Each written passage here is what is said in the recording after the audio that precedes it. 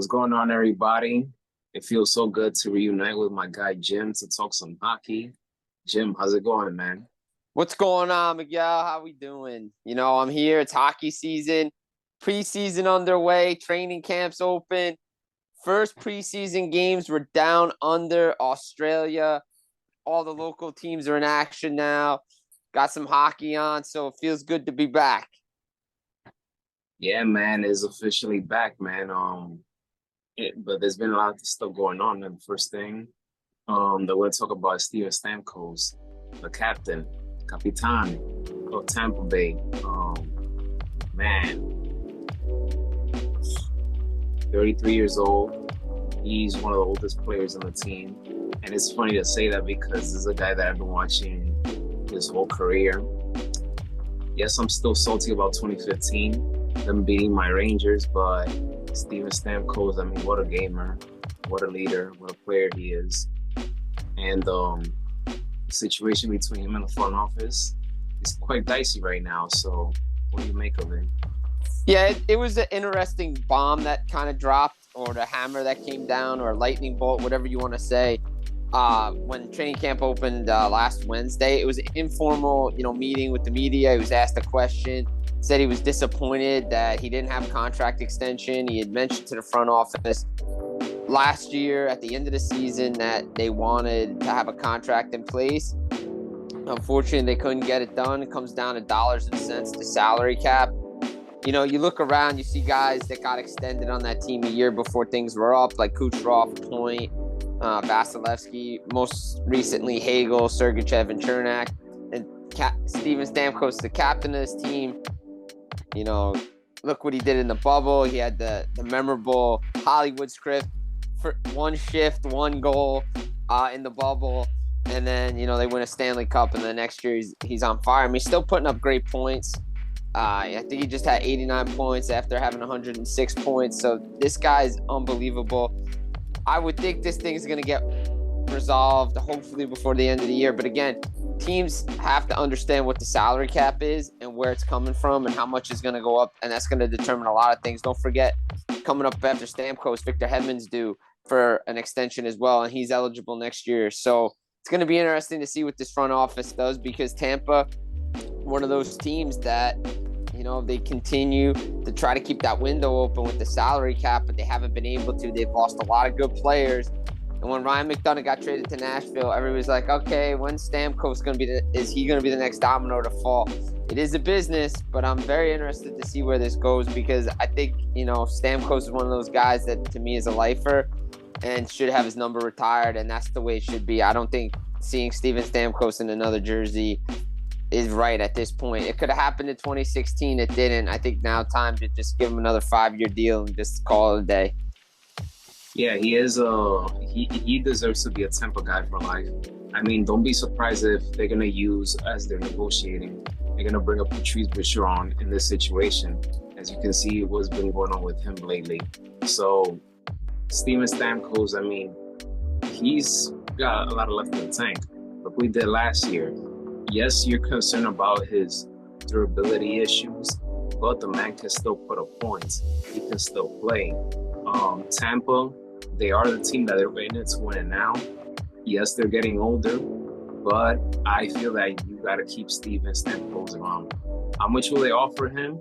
I don't know. Might be 3, maybe 4, possibly 5. There's no way in hell I don't see them giving them an 8-year contract. No way in hell. It'll be somewhere between 3 to 5, in my opinion.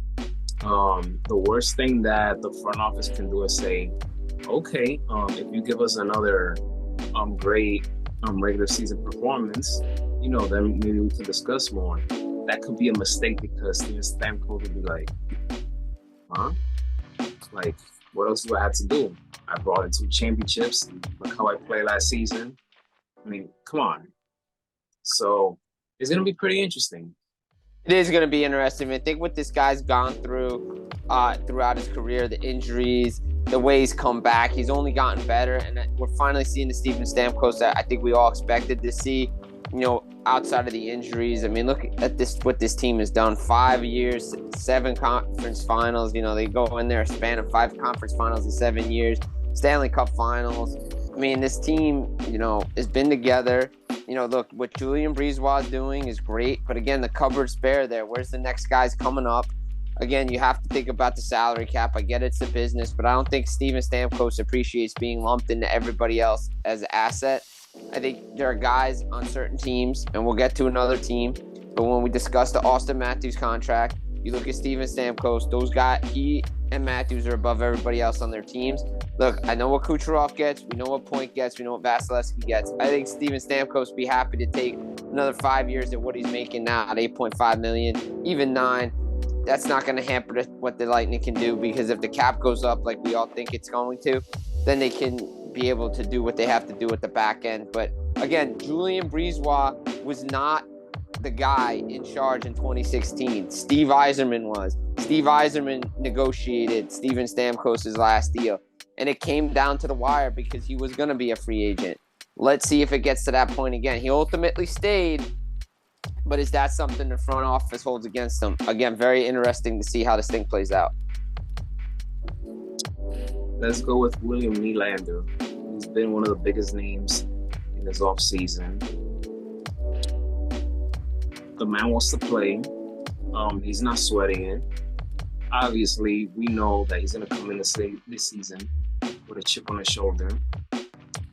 But the move to move him to the center position, it raised some eyebrows, especially in the media. My prediction is that he's going to struggle. He's going to be frustrated at some point. But I feel that that's something he's going to adjust to it quickly. That's my prediction. But it'll be a challenge.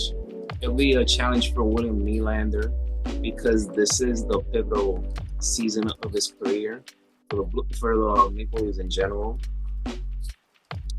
Many of us thought that after the second round exit, we saw the beginning of the end of the core four. But Brad Treliving decided to keep the core four and added more pieces next to them. They extended the head coach. Matthews is not going nowhere. So they're going to take a crack at it for one more season with this group, see how far they go. But they can't afford first round loss. They can't afford the second round loss. Nope. There's very high expectations. You have a lot of teams that have high expectations. Devils, Ottawa, and Toronto, in my opinion, the top three. That is either you reach this level of success or is a bust. And I had to mention those three teams because those are the three teams that I'm seeing that they're making moves, and we expect a lot. Yeah, we do. I mean, New Jersey, you said it. New Jersey, Toronto, Ottawa, throw Buffalo in there as well. Those, to me, are the teams that everybody expects to do. You look at Nylander, right? And I know he was drafted as a center, but his best season has come on the wing. That's where he's been lately. But again, you look at this league, centers get paid more than wingers do. That's just the course of the business. If he can get it together as a center, you think about it, right? Now, if he puts his act together, now Toronto has a lot of depth down the middle. We know what this kid can do in the playoffs. We've seen what he can do. He's going to have more defensive responsibilities. But maybe in the middle of the season, hey, Sheldon Keefe says, you know what? The way Willie's playing, maybe we shift Tavares down, we move Nylander up. It all depends on how they use him and where they use him. Because if they're going to use him as a center, or here's another thing I'm thinking, right? You move Nylander up, you move Tavares to the wing because he's a little older, so we can't have that, defensive responsibility. Now you got Willie there still, and he's going to then still put up the numbers that he did. So again, early in training camp, see what's going to happen here. But again, we know Willie's not sweating it. Him and Brad Treliving both told the media, hey, guys, no daily play-by-plays here. I want to stay. We want him to stay. We're just going to work it out. That's the way it's going to happen. And you see that more with the players around the league, like the Elias Petterssons and the Lynn Holmes and, Backlunds in Calgary. They're like, guys, this is what I'm telling you now. We're not discussing it anymore. The guys just want to play and do things on the ice. I think Willie should have another big year, and if he does, he's going to get $10 million. Maybe they get him at a hometown discount. But it's going to be interesting to see how they finagle the cap again. It all comes down to what and how much the cap goes up for him to afford it. Look, it could be an own rental. We've seen guys in the past. You and I have watched a lot of hockey. We've seen where guys are free agents, they just walk, and guys don't get traded. It happens. It's part of the business. But I think Toronto's going to do their best to keep him. But again, it all depends on how many points he puts up. And, it is a contract year. So, again, you're doing this now in a contract year. You almost wonder if Toronto's trying to set something up for the future with the deal. Toronto is a great regular season team, but they have to, they have to show up in the postseason. And this team got better on paper, but you have to show up in the postseason. Matthews, Marner, Tavares. But I'm looking at Matthews and Marner as the guys to step up in the postseason. Yeah, I agree. I agree with those two guys. Look, you think about it, right? Marner, MIA. I mean, he had a better postseason, but still, MIA. Matthews had a great first round against Tampa, and then gone again. Look, all the pressure is on Toronto to win playoff rounds. No one cares what they do in the regular season anymore because everybody pencils them into the playoffs. Nobody cares. They have to win in the playoffs. That's for them to be successful. And to be honest, when we were talking about Tampa, Toronto shouldn't even have beaten Tampa because that's how bad they got outplayed, but the bounces went their way last year. And you thought, okay, is this the year Toronto's finally going to do it because the bounces are going their way? We'll find out. But again, lots to look at as training camp begins with Willie, Matthews, Marner. So many things going on there. Down in Tampa, again, Steven Stamkos. But again, hockey is here.